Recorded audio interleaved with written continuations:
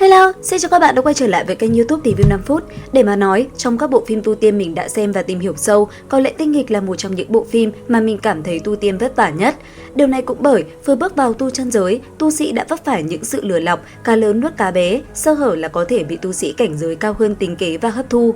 Cũng bởi vậy, để tìm ra một người tốt là rất khó, thế nhưng cũng không phải là không có. Và nếu nói Vương Lâm là kẻ nghịch thiên mạnh nhất thì có lẽ sau đây mình sẽ cho các bạn biết về 6 người đã đốt cháy linh hồn, hy sinh tất cả để đổi lấy con đường thành kẻ mạnh nhất thiên hạ của hắn. Mỗi người một lần kéo hắn khỏi bờ vực sinh tử là một lần đẩy hắn lên trời cao. Nhờ họ, một kẻ phế linh căn mới có thể trở thành tồn tại khiến vạn giới run rẩy. Nghe thôi thì đã rất tò mò về kẻ dám hy sinh bản thân vì người khác. Trong cái tu chân giới luôn tính kế lẫn nhau như Tinh Nghịch phải không các bạn? Vậy thì ở video này, hãy cùng kênh YouTube Review 5 phút đi tìm hiểu một chút nhé. Và đầu tiên, một cái tên mình muốn nhắc đến, hắn đã xuất hiện cùng với Vương Lâm từ những ngày chập chững trên con đường tu đạo, đó chính là Tư Đồ Nam, đệ nhất cao thủ Chu Tước Tinh. Vì tranh đoạt Thiên Nghịch Châu mà thân thể tam biến, tàn hồn kẹt trong Thiên Nghịch Châu cả ngàn năm. Khi Vương Lâm vô tình nhặt được viên châu ấy, số phận hai người lập tức quấn vào nhau. Lúc Vương Lâm bị đằng lệ truy sát, chính Tư Đồ Nam chỉ đường cướp linh căn, cải tạo phế căn thành thiên căn, đặt nền móng cho con đường tu đạo. Tư Đồ Nam truyền thụ Hoàng Tuyền Thăng Khiếu Quyết và thần thông Hoàng Tuyền Tam Chỉ được tùy chỉnh riêng, biến nó thành tuyệt kỹ vượt cấp lấy mạng kẻ địch cốt lõi của Vương Lâm thời kỳ đầu. Sau này, Vương Lâm đột phá anh biến kỳ đã đánh thức Tư Đồ Nam.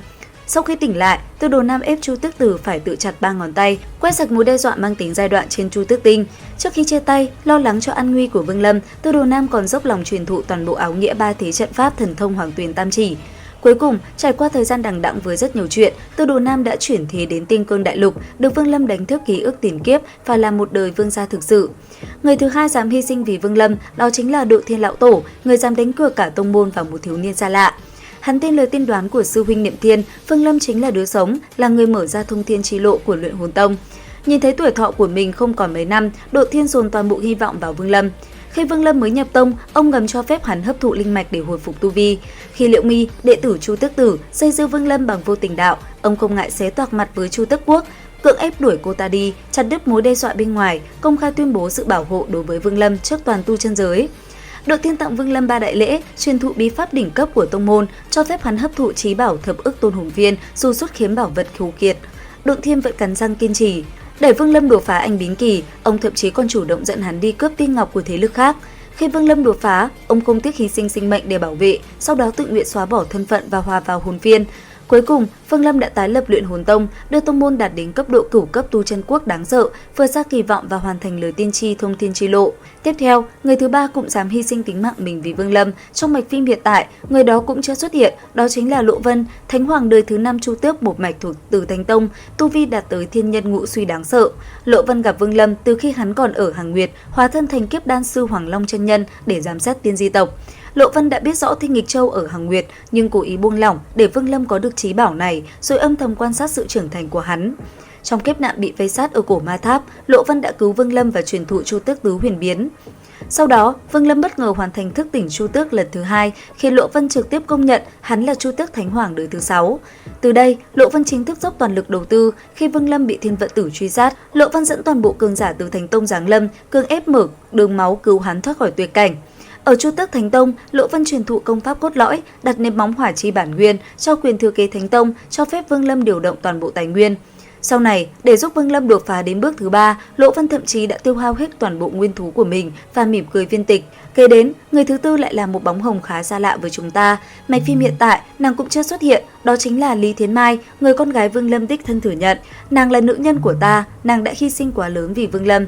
Khi Vương Lâm bị đại năng bước thứ 3 Thủy Đạo Tử trọng thương, đông cứng toàn thân hóa đá, Lý Thiến Mai vì cứu hắn mà không tiếc trở mặt với sư tôn. Suốt 10 năm ròng rã không ngừng nghỉ, nàng dùng hết sắc trong cơ thể mình bôi lên thân thể hóa đá của Vương Lâm. Cũng vì chuyện này, nàng gần như đã cạn kiệt toàn bộ sinh cơ của bản thân. Sự hy sinh này vô cùng đau đớn, mỗi lần dùng huyết sắc của mình bôi lên bức tượng, nó đều tương đương với cực hình tàn khốc nhất trên đời.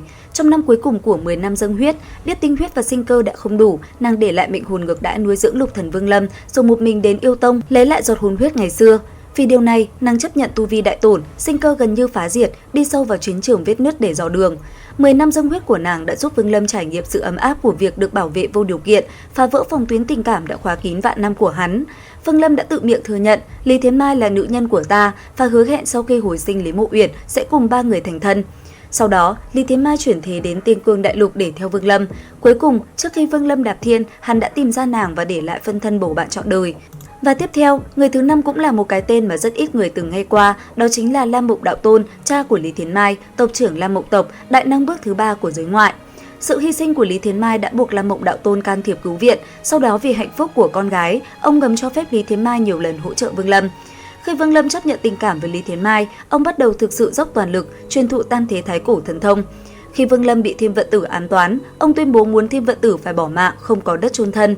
Khi Vương Lâm trốn thoát khỏi khe nước Vân Hải, ông giúp đỡ chống lại Thất Thải đạo nhân.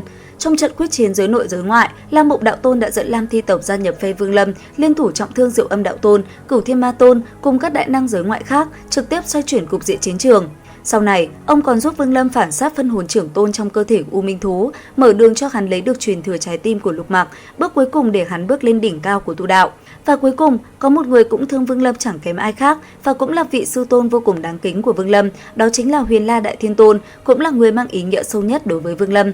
Khi Vương Lâm đột phá huyết mạch cổ tộc, đã được Huyền La cảm ứng và ông chủ động nhận hắn làm đồ đệ, gánh thay hắn mọi hậu quả. Để giải quyết mọi nỗi lo lắng của Vương Lâm, ông chủ động can thiệp luân hồi, tiêu hao bản nguyên của Đại Thiên Tôn để chuyển thế toàn bộ thân hữu của Vương Lâm ở động phủ giới đến Tiên Cương Đại Lục, giúp hắn chuyên tâm tu hành. Khi Vương Lâm đến Tiên Cương Đại Lục, ông truyền thụ toàn bộ bí thuật cổ tộc, bao gồm cả phương pháp vận dụng chính xác. Ông giúp Vương Lâm nhanh chóng dung hợp tiên cốt chi lực, thậm chí không tiếc giao dịch với các Đại Thiên Tôn cổ tộc khác để giành được bản nguyên trì cùng với các nơi tu luyện đỉnh cấp, thúc đẩy tu vi hắn nhanh chóng đột phá. Sau đó, ông tiêu hao bản nguyên của chính mình để luyện chế pháp bảo phòng ngự, giúp Vương Lâm chống đỡ thiên kiếp và sự tập kích của cường địch. Khi Vương Lâm bị cổ hoàng tộc vây lấy mạng, phi huyết mạch tiên tộc, Huyền La dù bị ràng buộc bởi quy tắc, vẫn âm thầm hòa giải, thậm chí dùng uy vọng của mình để cản lại sát cơ chí mạng. Khi Vương Lâm tuyệt giao với cổ hoàng tộc vì Lý Mộ Uyển, Huyền La hiểu và ủng hộ chấp niệm của hắn. Ông đã chọn cách cắt đứt danh nghĩa sư đồ để giành lấy sinh cơ đột phá cho Vương Lâm, ngầm chấp nhận hành động nghịch thiên của hắn. Cuối cùng, để yểm hộ Vương Lâm rút lui, Huyền La một mình tử chiến với nhiều vị Đại Thiên Tôn nhưng không hề đòi hỏi bất kỳ sự báo đáp nào. Khi Vương Lâm trở thành đệ nhất nhân Tiên Cương, hắn đã trước mặt tất cả Đại Thiên Tôn tặng Huyền La một chiếc ngọc giản hộ thân và kính cẩn gọi một tiếng sư tôn. 6 người, 6 đời, 6 lần đổi mệnh, không có họ đã không có Vương Lâm nghịch thiên hôm nay. Và cũng chính nhờ có những người này, Vương Lâm đã một mình đạp lên tất cả và đứng trên đỉnh cao của tu chân giới trong tiên nghịch. Có thể nói, ai xuất hiện trong đời Vương Lâm cũng là một sự sắp đặt hài hòa nhất. Người yêu hắn nhất, người thương hắn nhất, người thì lại coi trọng hắn nhất, người coi hắn như anh em, người lại coi hắn như con ruột. Thật sự, ở cái tu chân giới đầy lừa lọc này, để tìm được một người như họ, quả thực là vô cùng hiếm có đúng không nào các bạn? Vậy thì liệu sẽ có còn cái tên nào mà mình bỏ sót không? Hãy comment ý kiến dưới phần bình luận các bạn nhé! Video review của kênh YouTube Review 5 phút đến đây là hết rồi. Theo dõi kênh để tìm hiểu các thông tin về tiên nghịch và các bộ phim khác nữa các bạn nhé! Xin chào và hẹn gặp lại!